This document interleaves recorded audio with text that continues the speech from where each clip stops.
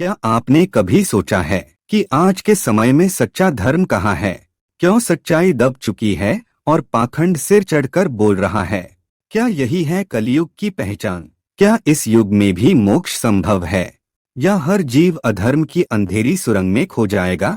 आज का यह वीडियो आपको ले चलेगा एक ऐसे दिव्य संवाद में जहां भगवान श्री विष्णु स्वयं गरुड़ जी को कलयुग की भयावह सच्चाई बताते हैं, जहां धर्म का पतन, समाज की गिरावट और मनुष्य की चेतना का ह्रास सब कुछ उजागर होगा। लेकिन साथ ही मिलेगा एक प्रकाश, मोक्ष की राह, जो आज भी संभव है श्रीहरि के नाम से। मित्रों, गरुड़ जी भगवान श्री हरि से निवेदन करते हैं और पूछते हैं, हे प्रभु, आपने सत्ययुग, त्रेतायुग और द्वापर युग की विशेषताएं बताईं, परंतु मैं जानना चाहता हूं कि कलयुग में धर्म और अधर्म की क्या स्थिति होगी। क्या मनुष्य इस युग में भी मोक्ष प्राप्त कर सकता है? तब भगवान विष्णु जी बोले हैं, हे गरुड़, कलयुग वह युग होगा जब धर्म अपने चारों पांवों में से केवल एक पांव पर खड़ा होगा। सत्य, दया, तप और दान, इनमें से केवल दान बचा रहेगा और वह भी धीरे धीरे नष्ट होने लगेगा।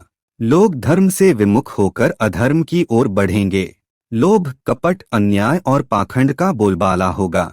सत्य, दया, तपो, दान, अनृतं शोष्यते नृणां, कलौ चाप्य धर्मोय धर्मशेषं करिष्यति। अर्थात कलयुग में सत्य, दया, तप और दान धीरे धीरे नष्ट हो जाएंगे और अधर्म अपने चरम पर होगा। अधर्म का प्रबल प्रभाव, राजा और शासक अन्यायी होंगे, वे प्रजा का शोषण करेंगे। धर्म का पालन करने वाले लोग अल्पसंख्यक होंगे और उनका अपमान किया जाएगा। स्त्रियों का सम्मान घटेगा, वे केवल भौतिक सुखों का साधन मानी जाएंगी। झूठ बोलने वाले, धोखेबाज और अन्यायी सम्मानित किए जाएंगे। पाखंडियों को संत माना जाएगा और सच्चे संतों को अपमानित किया जाएगा।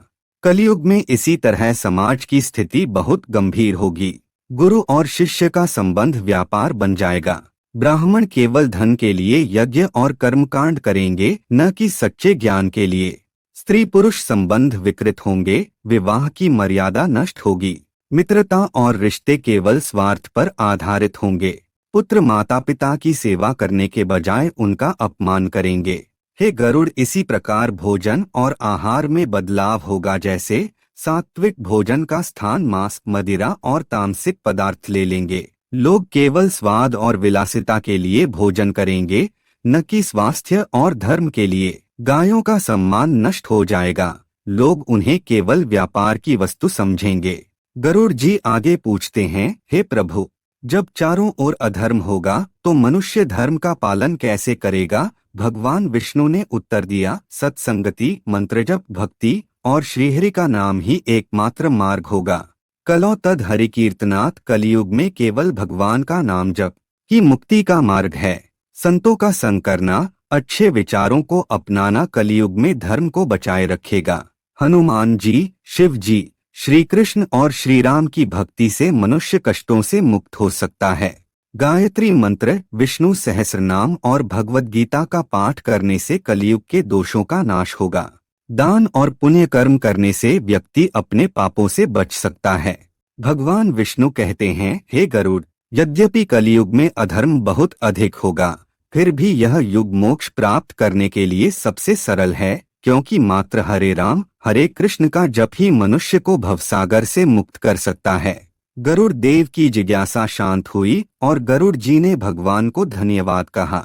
मित्रों, अब वीडियो के अंत में एक जरूरी बात मैं आपको बता दूं कि ये हमने आध्यात्मिक गुरुवर नाम से चैनल बनाया है, जिसका मकसद सनातन और आध्यात्म का प्रचार प्रसार करना है और हमारे हिंदू धर्म की हर प्रकार से रक्षा करना तथा सटीक जानकारी प्रदान करना है। अतः आप लोगों से मेरा दंडवत निवेदन है कि इस आध्यात्मिक गुरुवर चैनल को सब्सक्राइब करके ज्यादा से ज्यादा सपोर्ट करें और सनातन के प्रचार में सहयोग करें। धन्यवाद।